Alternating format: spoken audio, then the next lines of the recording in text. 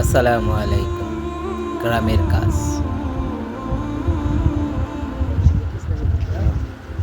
এই জায়গাটা অনেকটাই নিচু জমি ছিল, সেখানে বালি ফেলে উঁচু করা হয়। এখানে যেহেতু এখন ফল গাছ লাগাবো, তাই আগের কিছু বড় গাছ বিক্রি করে ফেলা।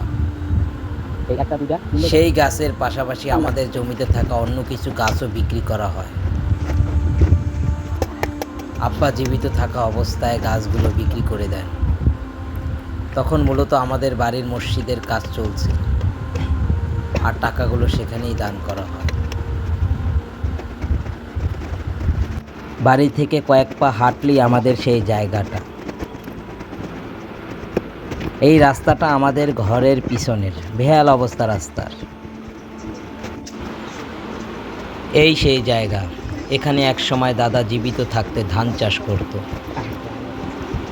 তিনি মারা যাওয়ার আগেই, যখন তিনি আর চাষাবাদ করতে পারতেন না, তখনই এখানকার মাটি কেটে উঁচু জায়গায় গাছ লাগায়।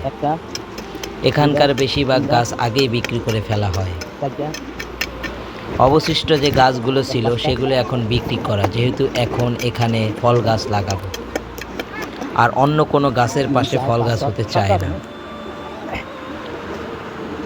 যিনি এই গাছগুলো ক্রয় করেন তিনি ভালো করে পরখ করে দেখতেছে। জায়গাটা অনেক নিচু ছিল আর লতা পাতা হয়ে একেবারে জঙ্গলের মতো ছিল। জায়গাটা বালু ফেলার কারণে অনেক সুন্দর হয়েছে, মাশাআল্লাহ। আর সম্পূর্ণ ক্রেডিট প্রথমত আল্লাহর, তারপরে আমার আব্বার।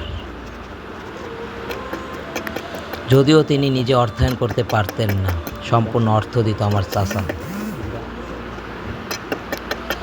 আর গ্রামের বাড়িতে অনেক কাজই তার উসিলায় হয়। যে কোনো কাজের চিন্তা তার মাথায় চাপলে সবসময় দেখতাম আল্লাহর কাছে সাহায্য চাইত, আর আল্লাহ তার সকল কাজগুলো করাইয়া তারপরে তাকে দুনিয়া থেকে নিয়ে যায়। তার উসিলায় এখন গ্রামের প্রতি একটা টান জন্ম হয়েছে। তা না হলে অনেক কিছুই হয়তো হইতো না। গ্রাম সম্পর্কে অনেক কিছুই জানতাম না। আল্লাহকে অনেক ধন্যবাদ আমার আব্বার সকল নেক ইচ্ছাগুলো পূরণ করার জন্য। তবে একটা আফসোস তার ছিল, যা পরে এক সময় ইনশাল্লাহ বলবো।